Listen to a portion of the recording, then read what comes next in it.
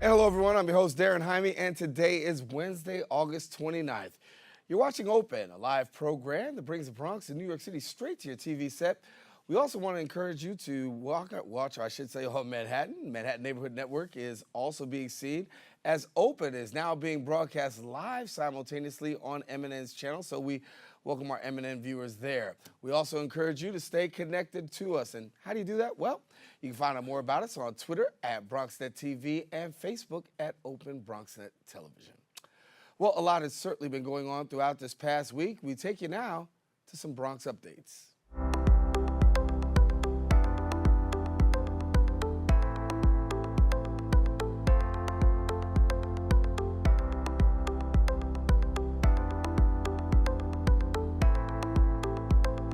Well, funeral services are now being held today for Arizona State Senator John McCain.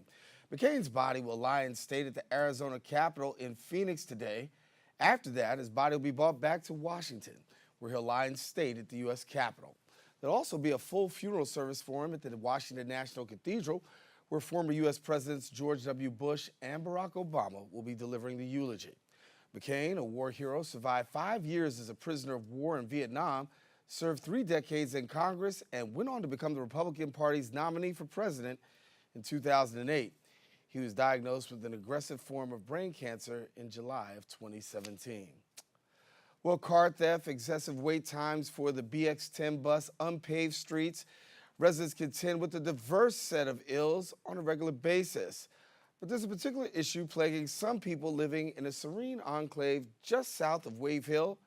It is something one would not imagine in this day and age: frequent power outages.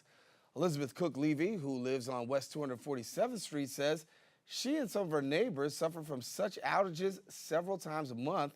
In fact, losing power is more of a weekly event now, something that's persisted for years.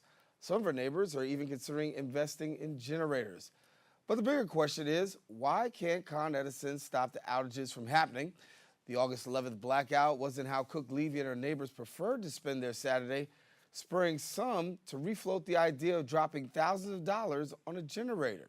Unlike the significantly more severe outages caused by this past winter storms, these shorter ones are something more of a mystery. It's an issue that affects not just businesses and quality of life, but property values as well.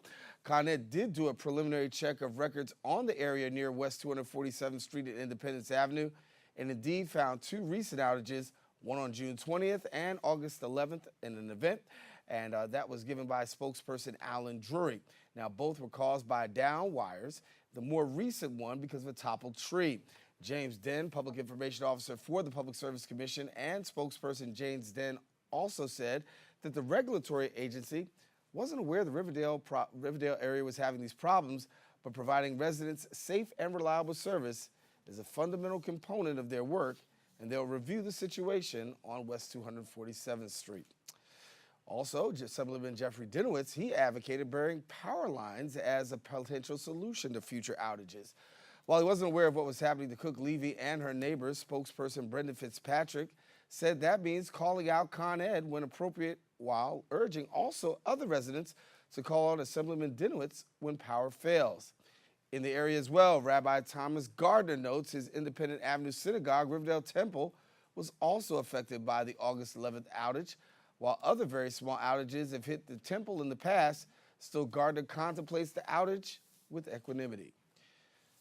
Well, that concludes our Bronx updates. We want you to stay with us. We've got more Open coming up. Stay with us. We're coming right back right after this.